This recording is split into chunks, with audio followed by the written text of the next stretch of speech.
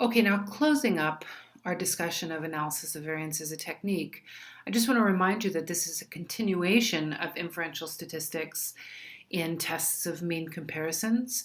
And we've extended beyond the two-group case to include the reality that we often have three or more groups and two or more independent variables.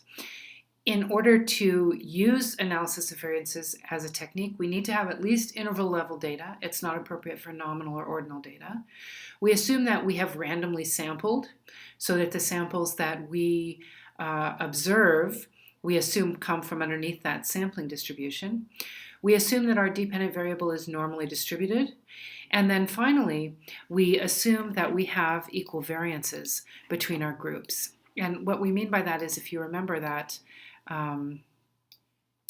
discussion of the four groups, okay, the assumption of equality of variances refers to their within group variances. Okay? So if I have one group in my analysis of variance that has a very, very different variability profile than the other three, that's going to mess up my underlying logic as applied to analysis of variance. So statistical software includes tests of this particular assumption because this assumption is violated often.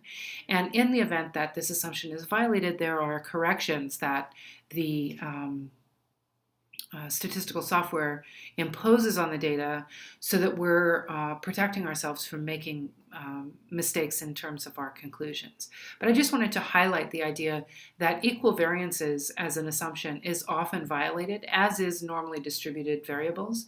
And in those cases, software procedures that are more complex than we need to deal with in our by hand calculations are going to allow us to continue by making statistical adjustments to the data.